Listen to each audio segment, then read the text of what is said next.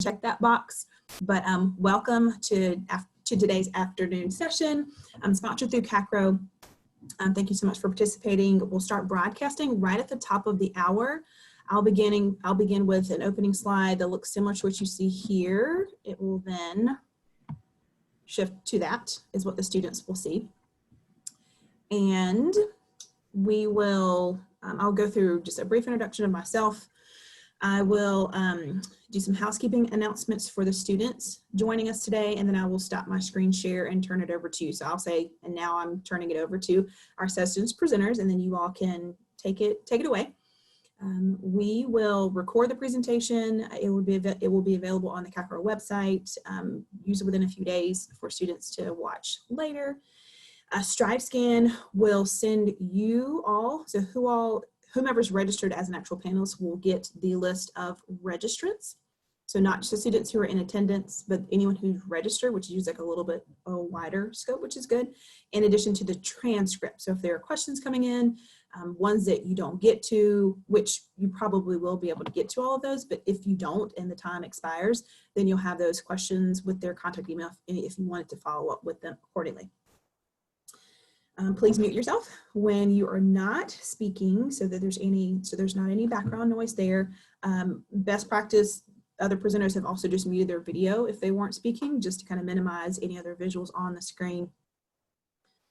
Students will ask their questions through the Q&A feature at the bottom, which I will address in the beginning. If you want to just kind of see what it looks like, you're welcome to kind of hover over to the bottom options on your screen just to see the Q&A. But if you look at it, you'll see that if anyone types in a question, it pops up into this first column under open.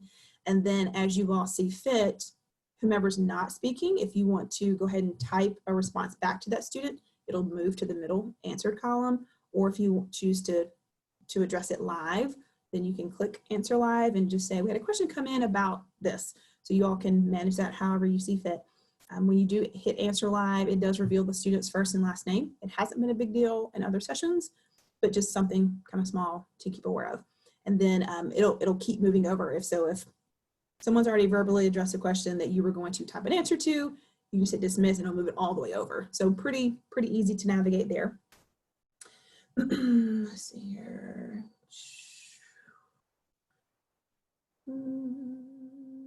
And then we talk about any screen sharing. Does anybody need to practice any screen sharing? Tristan? Yeah, I'll practice real quick. Just okay. Yeah, I'm gonna stop screen sharing and then you can do your thing. Hi, Cornisha, Kimberly McCullough. I'm Allison with Furman. So hi, good afternoon. I'm just making everybody co-host just in case, not sure how everything's gonna flow. You want to see the screen? See it. You want to click, is it a presentation or maybe do you want to try to click through just to make sure? Yes, presentation. Perfect. Oh, look at John, it looks so nice. Okay, that looks good. Heads up towards the end of the session at 2 minutes until I will come off of video mute. So you might see my face. That's just your 2-minute kind of countdown. And then at 60 seconds, I will put up the last, thank you for joining us, the blue CACRAO screen, just so you can finish that last sentence, that last thought, because we do have a hard time at 45 minutes after the hour. Let's see here. Are there any questions? Y'all will be great. Thank you so much for doing this. And we have 2 more minutes. So y'all can kind of chill, relax. I'll give you a heads up when I'm going to hit the broadcast. We're recording now. Let's pause that. I did not hit the button, so I'm not sure how we. Oh, but everyone's co-host now, so maybe you accidentally hit it.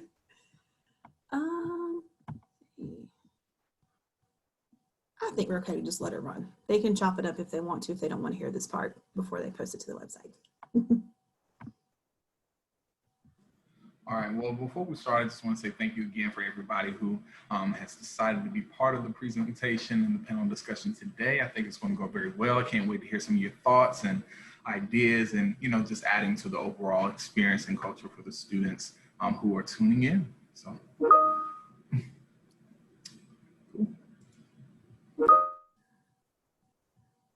All right, let's see here. Yeah, so we're going to go ahead and get started. We've got some students that have already joined us. So students, thank you so much for taking some time out of your afternoon to be with us today. Welcome to the virtual college exploration for all North and South Carolina students, sponsored by the Carolinas Association for Collegiate Registrars and Admissions Officers and StriveScan. Thank you again for joining us. A few housekeeping announcements before we get started. You can use the Q&A feature on your screen to type in your questions to our presenters at any time. Your camera and microphone are turned off so the panelists cannot hear or see you.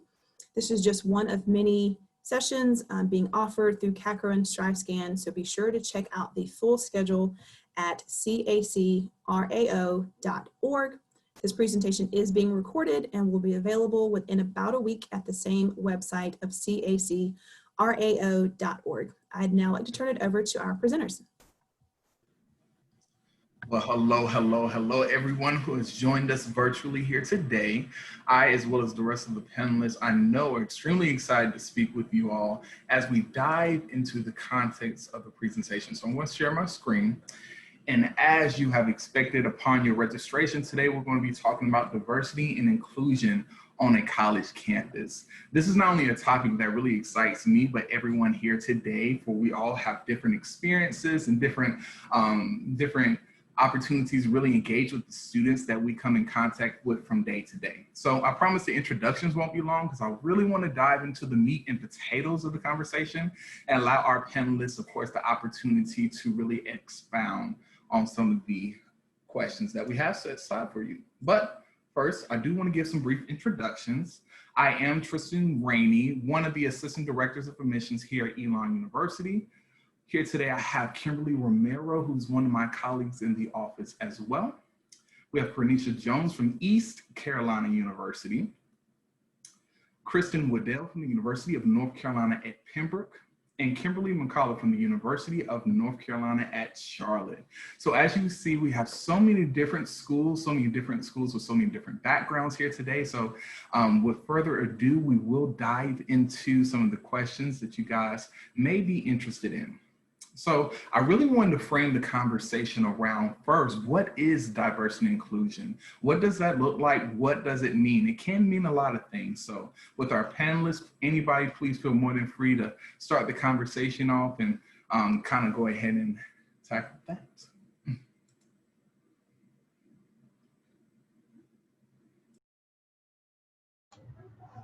I can start off and tackle this question.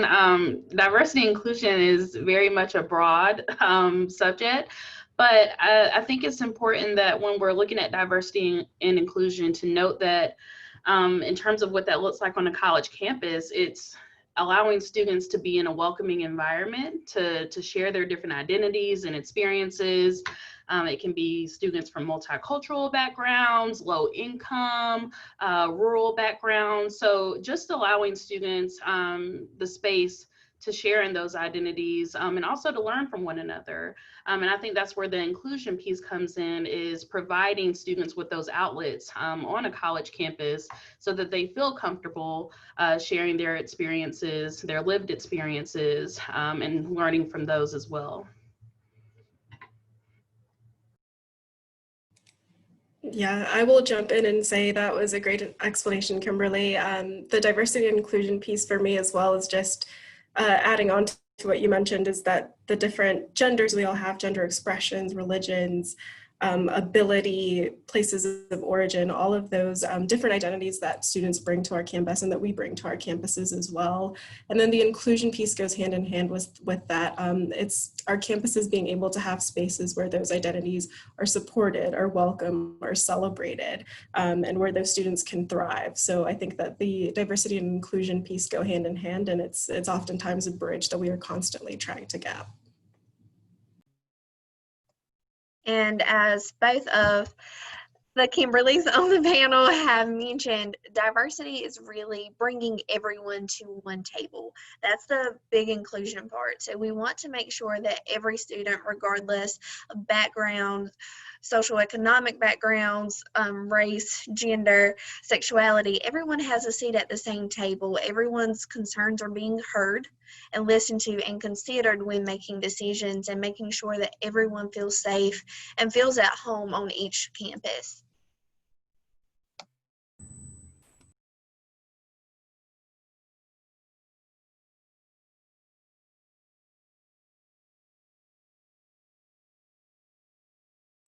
Sorry, I had a little technical difficulties, but we're back on it again.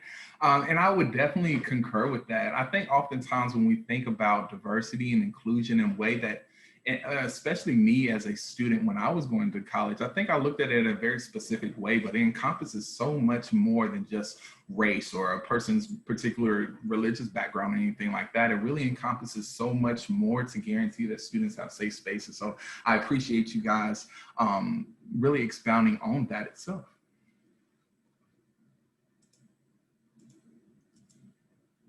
But then let's dive into what that may look like in terms of a college campus. What are resources that students should potentially be looking for during their college search process? I know we all work in the world of admissions, so what type of things students should be looking for in terms of making sure they have safe spaces, they have things on a college campus?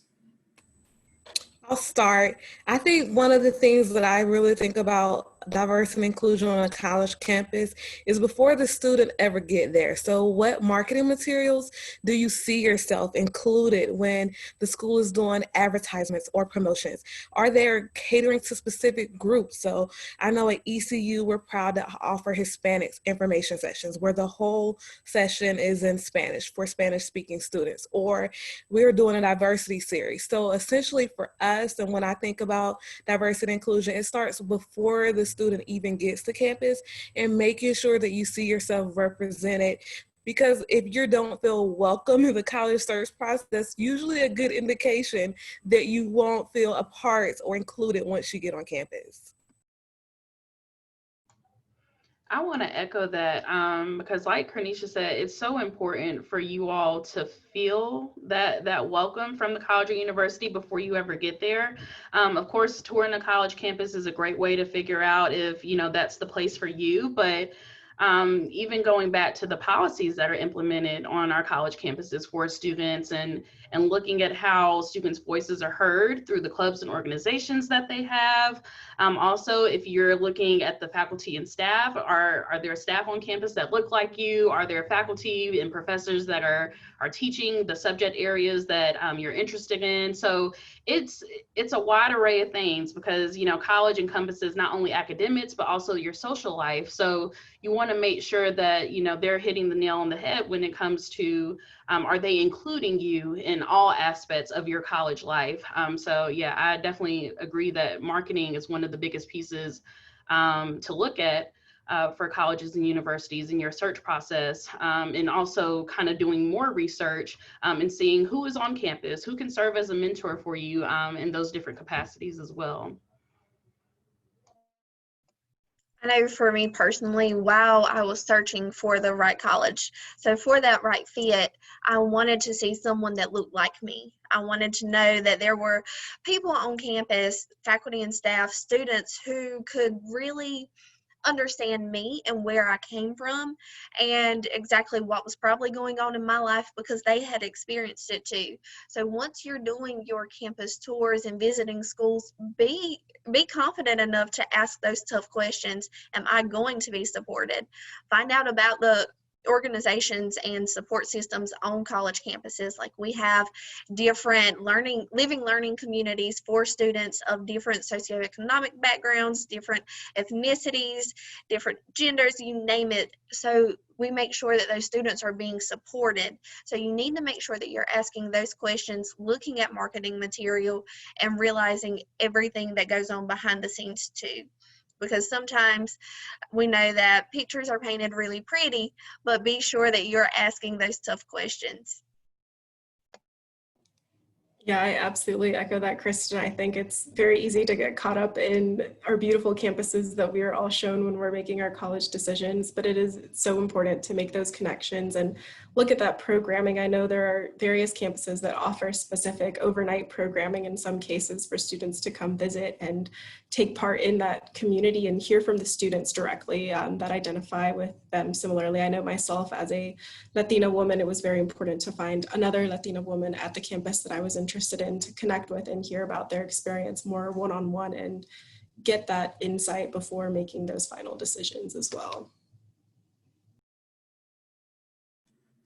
Yeah, I would definitely say the same. Being able to hear from a student's mouth, I think oftentimes is the best experience and the best related experience that you can have. I know often our dean here in the School of Admission, well, in the Office of Admissions, says that the admissions process is more a match to be had compared to a prize to be won. And in that process, you must really do your digging, right? You must do your research across the board. So I love what you guys were able to say there to provide that as well.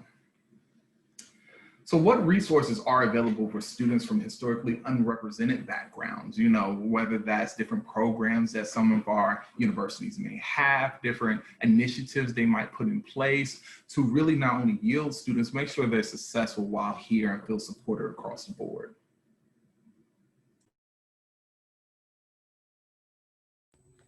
So at ECU, one of my favorite yield events is our multicultural experience days.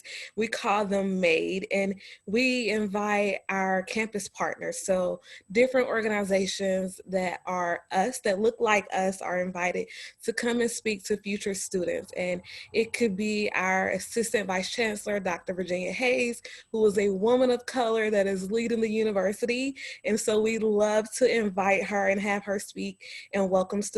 It could be anywhere from our sororities and fraternities, because even though we're a predominantly white institution, we still have the Divine Nine. And so sometimes kids, because they're not prominent on the front, they don't realize that we have those opportunities.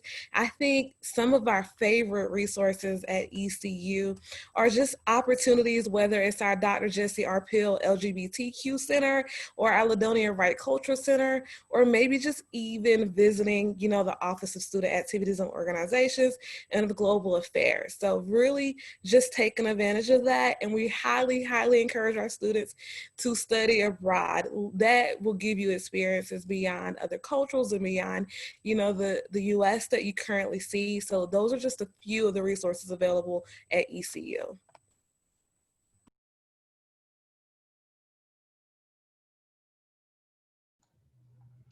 I'll also speak in terms of specific resources on UNC Charlotte's campus.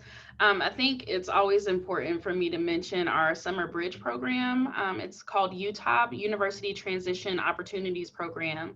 And essentially that program allows our first year students to start with us before their first year of the fall semester, and they'll take classes, but it's also a great way to be in a cohort setting and be with other students and serve as a mentor for one another. You learn about all the hot spots on campus, where the best food is located. So all the nitty-gritty things that you don't necessarily get in a brochure. So I appreciate UTOP and always recommend a summer bridge program for any student. I did something similar when I was going off to college, and it really taught me the value of time management skills, which is something that you don't get until it hits you in the face. So I always recommend any program that is able to set you up for success, and don't look at it as you're losing your summer, but you're gaining so much more in the end. So UTOP is a great program, especially for my students from underrepresented backgrounds, because oftentimes we don't necessarily have those resources in place for students in the high school setting.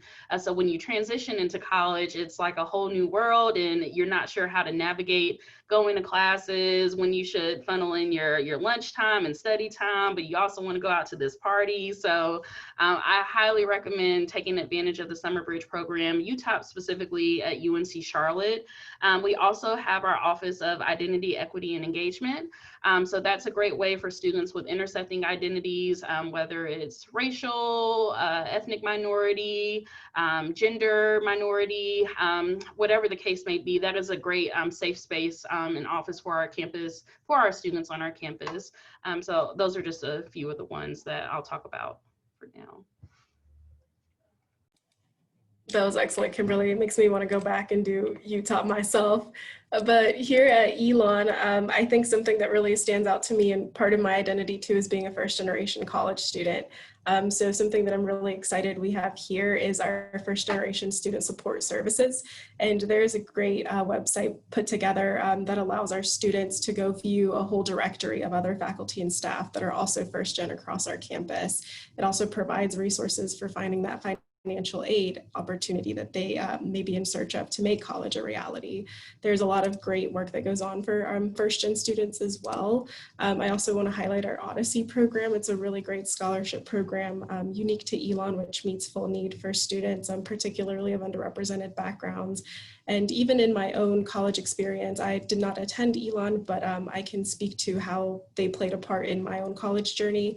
They mentored me through my own college process and helped me get in touch with the different centers across campuses, whether those were, our Spanish speaking El Centro or the Office of Multicultural Affairs at different campuses.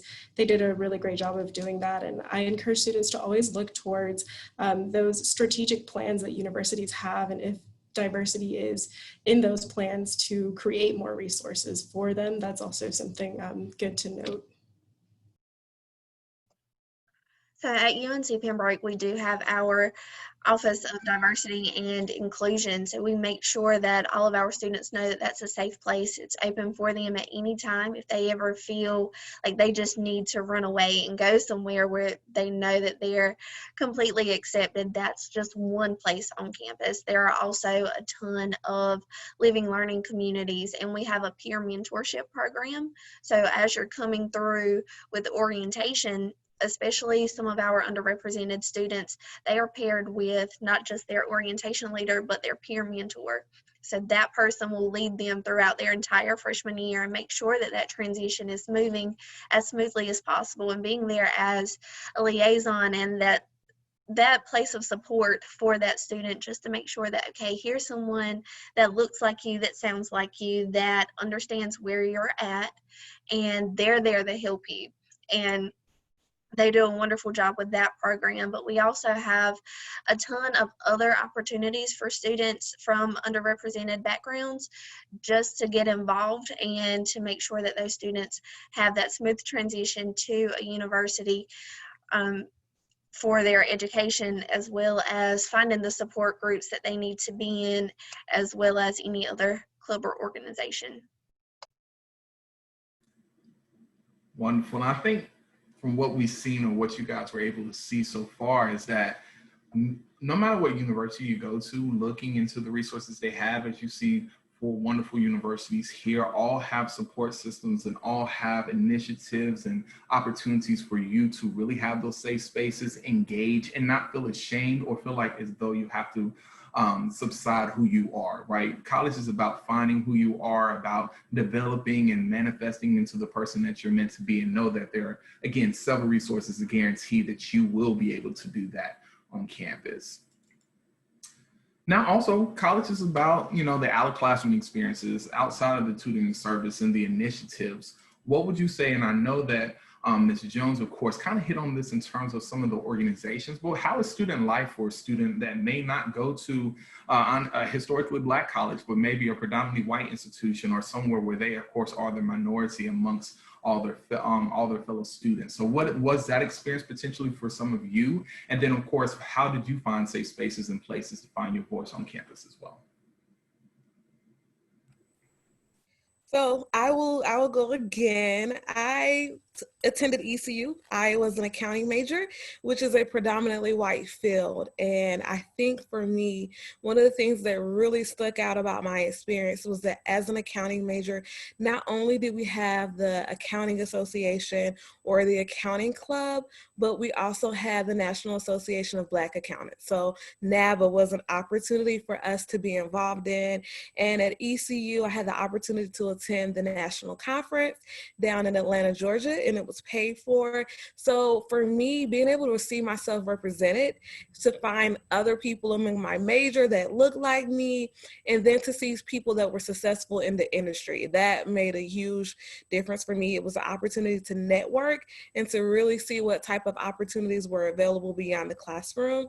And I'm super proud of that. And at ECU, there are so many options, whether it's the Black Alumni Association that are constantly reaching back as they climb and really helping us find internships and mentors for us, and letting us know of job opportunities, but also just like the gospel choir was a great fit for me. Like I felt like I was in church when I go to gospel choir concerts and those trips. So really being able to connect with things that you are involved in, maybe at your home, and really finding that representation on campus really changes your college experience.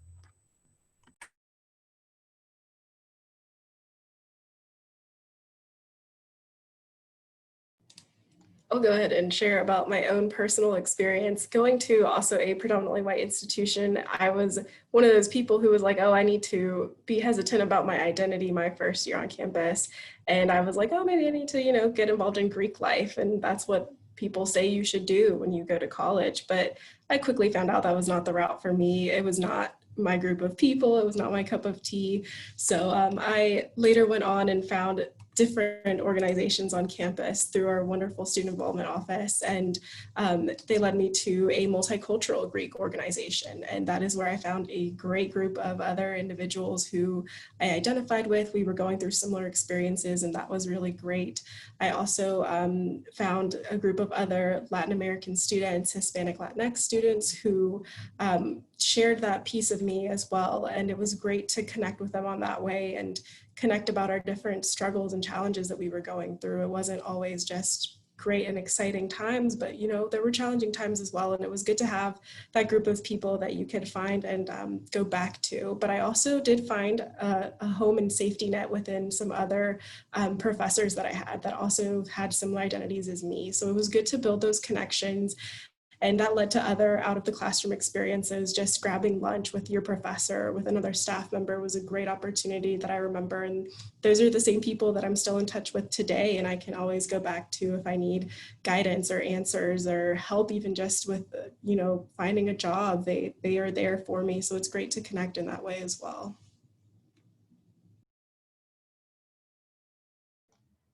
I echo everyone else's experiences. I also went to a predominantly white institution. And initially, when I got to campus, it was just overwhelming for me. So I took some time to really think about what it is that I wanted to get involved in. Typically, every college or university will have like a student fair at the beginning of the year that will allow you all to see what clubs and organizations are on campus, and you can sign up for all these listservs, and you can always remove yourself from them, just so you can get a taste of what it is that you like to do. I did find that the involvements that I had in high school, they actually didn't transition over into college, and I found that I really grew in that sense, because my passions started to evolve the further I got into the college experience. So I know at UNC Charlotte specifically, in terms of various clubs and organizations that we have for students on campus, a similar one that I did was a peer mentoring program. Our program is called SAFE, Student Advising for Freshman Excellence. Again, a great way to get matched up with an upperclassman on campus. That's also a great way, if you don't bring your car to campus your first year or aren't able to, you can tag on with a buddy and get those free grocery trips in. So highly recommend any type of connection that you can make on your campuses, whether it's with students, faculty, or staff. Just really do it and forge those relationships. For clubs and organizations, we do have various ones. There's a Building Better Brothers program, B3, and they have a sister program called Ignite on our campus, which is great for any students who identify from a racial or ethnic minority to come together and kind of share in those spaces. We also do have a Black Alumni chapter, and that's a great way if you all wanted to connect with any alumni that are in the area. And as Kimberly mentioned earlier, that's an awesome way, and Kernisha, I believe, mentioned that earlier as well. That's an awesome way to get connected to these jobs and internships, which is really what's going to prepare you kind of for the real world upon graduation. So yeah, definitely making sure that you're just putting yourself out there, but also advocating for yourself in the process and knowing your limits. It sounds like, unlike everyone else, I did attend UNC Pembroke, which is a minority serving institution. So we are North Carolina's historically American Indian institution. And being an American Indian student, that was really what was important for me, to go to a school where I know that there would be some type of support system for me on that campus. But we make it a great effort not to just serve the American Indian population. Yes, we do have the country's only American Indian Greek Greek Council, but we also have the Complete Divine Nine. We have so we have MPHC, Haudenosaunee, the Multicultural Greek Council, and we have the National Panhellenic Council. There's a number of Greek organizations that you can get involved in, but there's also those organizations outside of Greek life that I know that I found home in outside of my sorority. But those organizations are set up to make sure that students have that support system from day one. So we have Native Strong, for instance, who are there from day one for our Native American students, but we also have Black Excellence for all of our Black students coming in as well.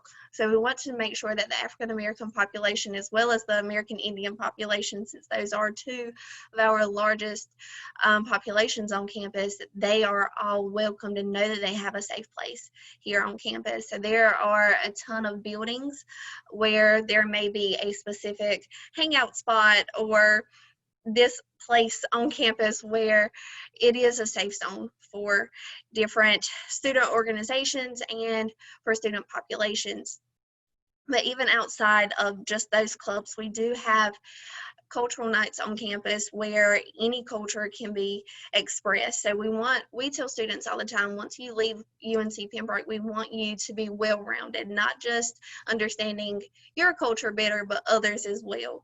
So we want to make sure that we expose our students to as much as possible, whether it's taking part of Native foodways, so learning about the food and traditional foods of this area, to our Latin nights where we may learn salsa dancing or anything that you can imagine. I know I had a ton of fun and I learned so much attending those events while I was a student here.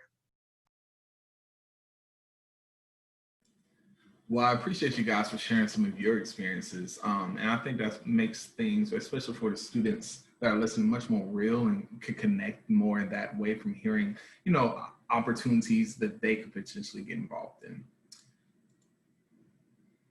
But with that also said, as we look into the future, right, and as we look forward, what are some visions? What is your vision, of the future of diversity and inclusion in higher education, maybe on your institutions, and where you see it going forward?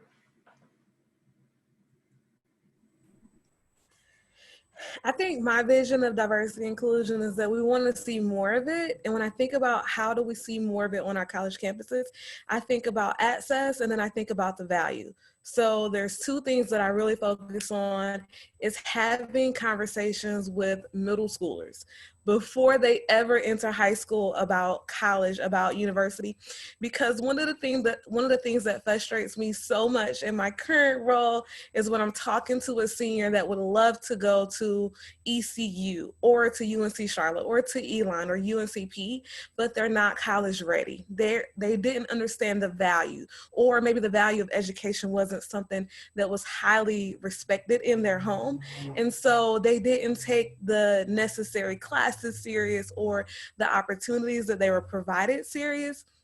And for me, I'm always looking at how do I reach kids earlier so that they're more prepared and then they have these same opportunities so that they understand that if I work harder from 9th to 12th grade year, I can also go for that honors college full ride at ECU. That's not only for majority represented populations, but I can be a representation of what hard works look like.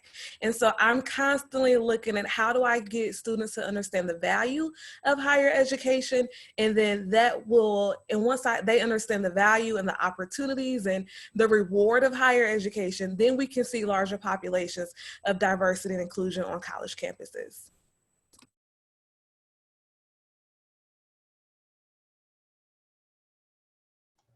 I will piggyback off of that, Kernisha, because I feel the same way. I used to be a college advisor at a high school, and it was very frustrating to know that up until this point, students weren't given the resources or the mentorship that they really needed.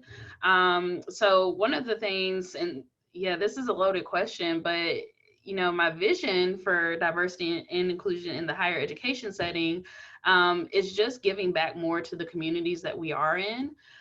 There's a lot of great ways that the universities can take their talents out into the community and kind of give way to the policies and processes that kind of put up these barriers for our students to not be successful as well. So really my vision is that we all get together as a community and make sure that our students are college ready, but also interested in learning more and going further and beyond the higher education realm.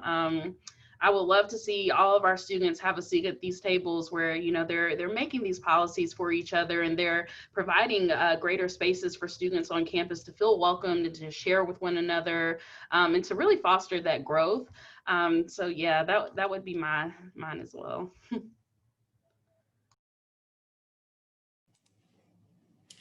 I definitely want to echo all of that as well. And I think that higher education as a whole, we just need to be more equitable and have those practices that are very intentional and thought out, both in recruiting our students to come to our institutions, but also hiring those people and having representation among our faculty and staff as well.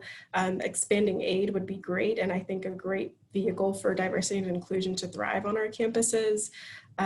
Being very intentional in infusing our curriculum with that knowledge, that anti-bias, all the things that will create better individuals once they leave our campuses, I think will be essential in the future of diversity and inclusion.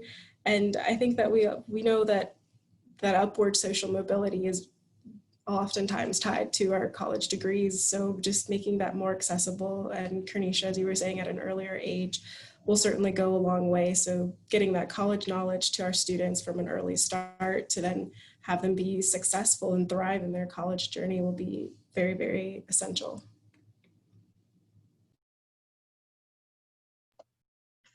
One thing that, well, I of course want to echo everything that everyone has already mentioned, and especially with getting that access to those students at an earlier age. I think that is super important. I know here we are trying to get college exposure out to students a lot younger than we typically would have, but I think taking advantage of those opportunities and really meeting students where they're at is super important. Letting them know, okay, I was there, I understand, and making sure that those students who we are recruiting understand that we know where they're sitting at, we understand their struggles, and that they can see themselves in us. That'll be a lot easier and bridge that gap a little bit more. It'll make the student more comfortable, especially when they can see that, okay, I can really reach these goals. If this person can do it, so can I. If we can push that, it'll be easier to get those diverse students and to get those minority students really involved and engaged on our campuses, because the more involved students of color are on campus, the better they will survive throughout their time there, and the more that they'll thrive. And we want to make sure that students aren't just coming to our universities, but investing in the universities as well, because we want you to grow and we want you to leave your impact on our campuses just as much as we want our campus to impact your life. And I would definitely agree as well. I like this question because it really opens the framework to continue the conversation for you, even at home today, as you begin to think about your college journey and how you want to be when you get there, the type of job you made, the type of the major that you may decide, and your experience overall. And I think, as everyone has mentioned, it's very important that you not only see yourself, but you are able to get involved. You're able to make that experience what it is, but not only stop with yourself. As we will reach out to community, you then become part of the community of your particular institution. So it's also your responsibility, even after you graduate, to go back into your community and, make education cool again. Be able to really reach out to maybe your younger cousins or maybe some of your younger siblings or whatnot, and really make that impactful moment. But I really want to say I appreciate everyone, all of our panelists here. They have done a phenomenal job with opening this conversation and hopefully answering some of your questions. But this is also another time for questions, right? You have that Q&A box at the bottom of your screen. Please feel more than free to enter any questions you want. This is a wonderful opportunity for you to continuously pick our minds. It looks like we have about 9 minutes left, so we're willing and wanting to engage where we can. So far, it looks like that we have received 2 questions, so I will go ahead and kind of open this one up to the panel. One of the questions are asking, how did you adapt to attending to a PWI, and were there programs that allow you to interact with your specific ethnic group? I know that you guys kind of talked about it a little bit earlier, but if anybody wants to reiterate or, of course, provide additional context based on their experiences, please feel more than free to do so.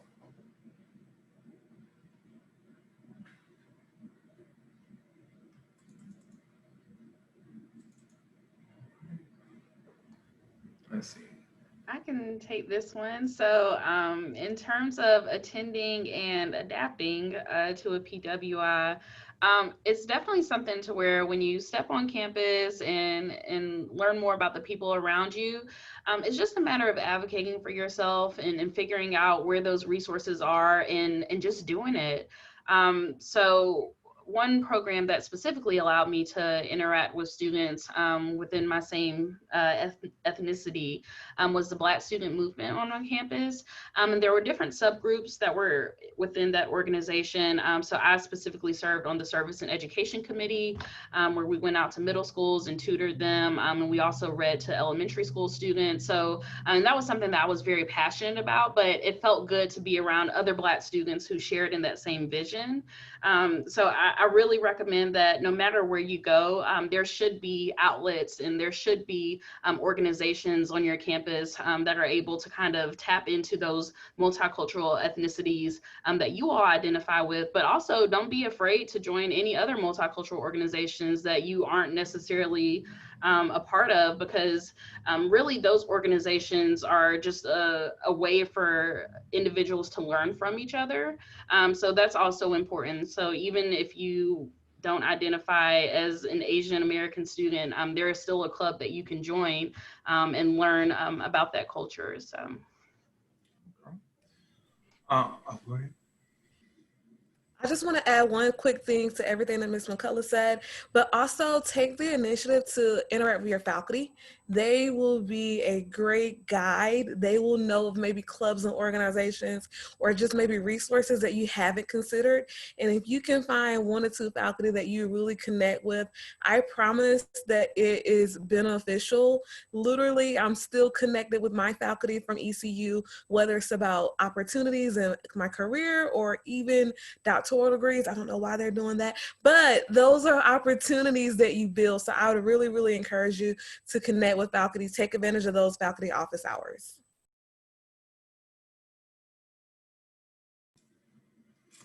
Looks like we have another question. This one is directed specifically to Kimberly. They want to know, do they have any potential support programs for pre-med students potentially at UNC Charlotte? Yes, I was just about to type out that answer. So, so yes, at UNC Charlotte, we do have what's called the pre-health professions track for students. So essentially, no matter what, if you all are interested in pre-med, pre-dentistry, pre-veterinary studies, pre-law, you don't necessarily have to major in biology or chemistry or for law, political science in order to apply into those professional programs. You just simply have to make sure that you're taking the prerequisite courses to be eligible for to apply into medical school. So at UNC Charlotte, we do have what's called the pre-health professions program, which will match our students up with an advisor at the university, as well as a mentor in the community who has experience working in that clinical setting. So that's a great way for you all to learn more about the practicums that you'll have to do and clinical hours that you'll have to gain as a student on the pre-med track. So those are just a few of the support programs and measures in place for students that are interested in pre-med.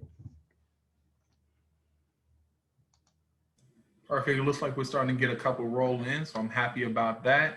I have a college counselor who is asking, currently we're all working remotely. How can I create a welcoming and inclusive environment for my students when I am not able to engage with them in person? And this is really key, right? I know all of us are out on the road currently, definitely, well, virtually anyway, definitely trying to recruit our students and making everyone feel included. So do you guys have any potential suggestions? Oh, well, I see I'm unmuted, so I'll just go ahead. Really quickly, I think it's important to make sure that you're creating a space for your students to just share whatever it is that they're going through.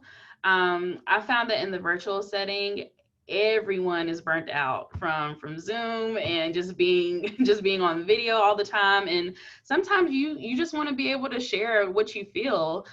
So if there's a way for you to just carve out time to just have a little share out session with your students, I think that would be one way to make them feel excited to come back and, talk and engage more the next time that you have like a presentation or something that you do for them.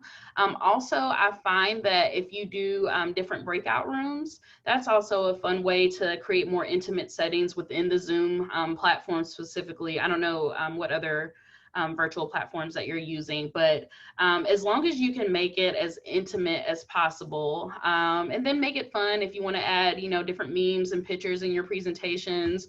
That's another great way just to get a laugh out of students, or even if it's corny, you'll still get a laugh, so it's fine. All right, thank you for that. I have a student who is asking who is wondering if there's any opportunity for students who are not in their last year of high school to engage with the school, whether that's a workshop, field trips, different events that different campuses might be having. Right now will be a good time to explore our virtual college fairs. I know that we're doing a lot of them. So that is a great way for you to kind of stop in the sessions, find out more about the school's scholarships and financial aid availability, programs that are being offered, and then support services, whether it's tutoring or free counseling that's available on campus. So even though you're not a senior, I would encourage you to go ahead and dip your feet in the water and go ahead and start getting that experience, which is probably one of the best ways that you can really start taking advantage of what we're offering right now.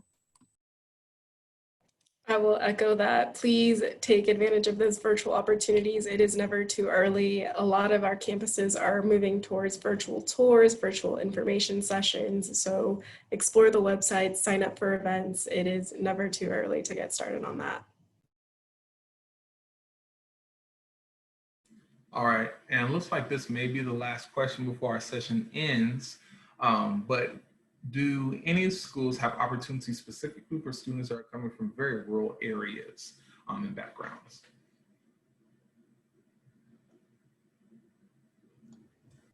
Yeah, so at UNC Charlotte, for our admissions department, we do have a specific program called the College Advising Corps Day, which is geared towards connecting with our high schools that are in rural areas, specifically within North Carolina. So that's a way for our students to, in the past, come to campus. You get to eat in the dining hall, get an admissions presentation, and also hear from students who have also transitioned from rural areas to the city of Charlotte, because that's a huge jump, right? Mean that the city of Charlotte is the largest city in North Carolina. So that's one of the ways and methods of support that we give for students. We pay for the bus fare and everything so that students don't have to worry about that fee part of the field trip. So yeah, that's how we connect with our rural students.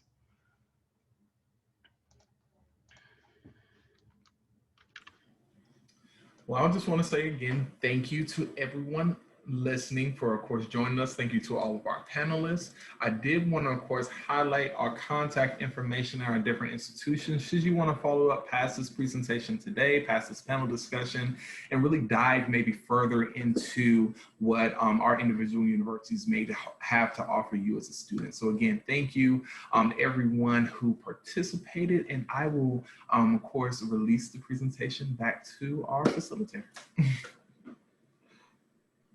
Thanks, guys. You all did a wonderful job. Students, thank you so much for joining us this afternoon.